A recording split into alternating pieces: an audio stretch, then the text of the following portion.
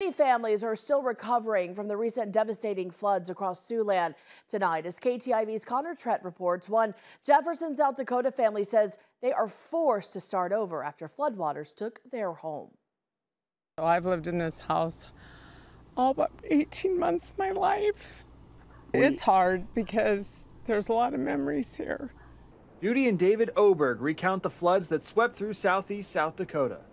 We were moving tractors. My wife called, said, "You better get home. It's coming across our field." I got home, and the field, I don't know, 3/8 of a mile, half mile, whatever it is. I got up and I could see the water already starting across that field. Within probably 20 minutes, it was coming through the basement window.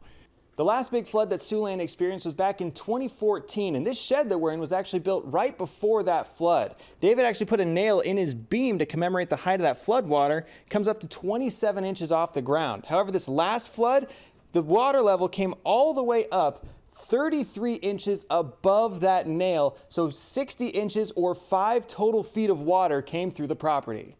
The couple expressed their frustration with FEMA not being available to them since there has been no presidential state of emergency declared in South Dakota. They've taken matters into their own hands to start rebuilding their lives. Well, as far as we're concerned, we're moving forward. We can't sit around and wait for FEMA or anybody else, to make our plans and move ahead. We got to do this on ourselves as well. Hopefully that stuff comes through, but we can't sit and wait for it. Their home was lost to the flood, but the Obergs are working to build their new house on the same land, just a few hundred feet from where the original house stands. It's pretty important to be able to stay here because, like I said, this is my whole life.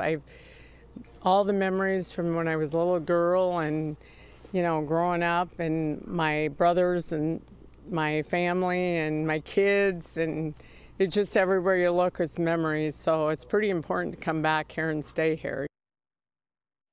The Obergs aren't just homeowners, but landowners in Jefferson who rent out more than 100 acres to area farmers. Now, their latest crop was planted in mid-June, but after the floods came, their fields were washed out just like neighboring farms. And with no time to replant crops for the season, they say it could leave smaller farmers in a tight spot.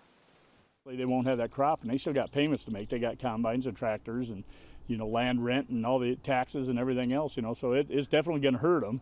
And some of the smaller guys that maybe don't have the backing or the banking and stuff, it might force them to actually look at maybe part-time jobs and stuff, and obviously even the bigger producers and stuff, it's still going to affect them. They got families to feed and kids to send to school. Like other farmers across Siouxland, they will look to plant cover crops to help get their soil ready for the next planting season.